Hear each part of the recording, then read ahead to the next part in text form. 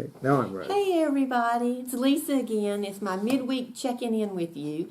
I had an experience this week that I wanted to share with you because the Lord talked to me about how it relates to our lesson last week.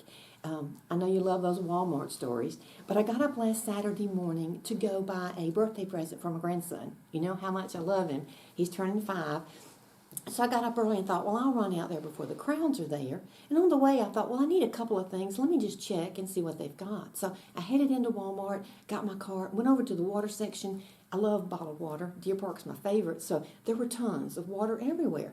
So I pulled up and I put a case in. And I thought, well, I'll get 2 while I'm here. So I put that second case in my car and I turned my cart to go across the aisle to the egg section because I was going to check for eggs too. And this man was standing beside me. He gave me the most hated look. Like if looks could kill, I would be dead. I mean, he is glaring at me. And I'm thinking, what in the world? So I just turn my cart and I go over to the eggs. Well, the eggs are there, but there's not very many. And as I look, there's this little bitty sign in tiny writing that says, due to the current situation, we're asking our customers to limit the purchases to 1. No problem. I got 1 carton of eggs, and it dawned on me, well, maybe there was a limit on the water. So I turned over and I looked, and yes, there was a little bitty sign that I had missed amongst all the water that there was a limit. So as I turned my cart back, that man is still there glaring at me, and I said, oh, there's a limit on the water. He said, yes, there is. And so I put my water back, and I walked off.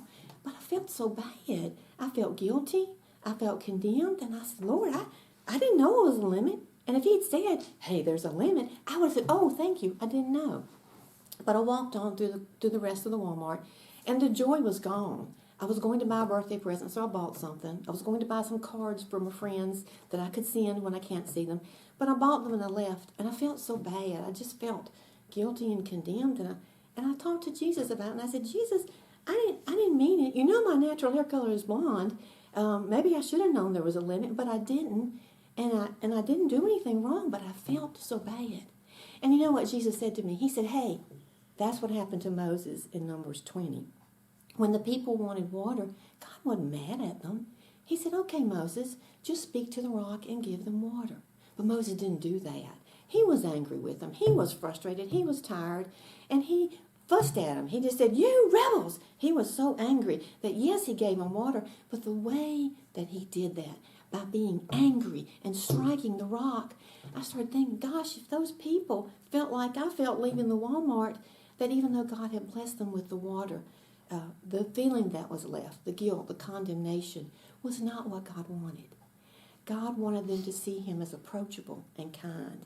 And so he showed that to me as a practical lesson today, that Moses misrepresented God and his nature to the people, and that God took that so seriously that is why he did not allow him to enter the promised land, even after all those great years of service. And so he is saying to me today, Lisa, in this time we live in, it is very important to me that you represent everybody out there with my nature, with kindness, and with love. So sometimes when he steps on my toes, I want to share that with you so you won't make the same mistake. But in the days we're living in now where it's crazy, there are a lot of people stressed out. There might be some people looking at you with those mean eyes, but we need to represent God with kindness and love.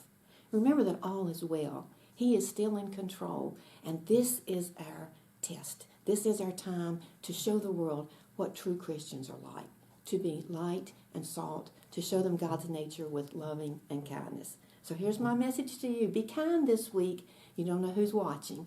All is well. We'll see you later. And praying for you.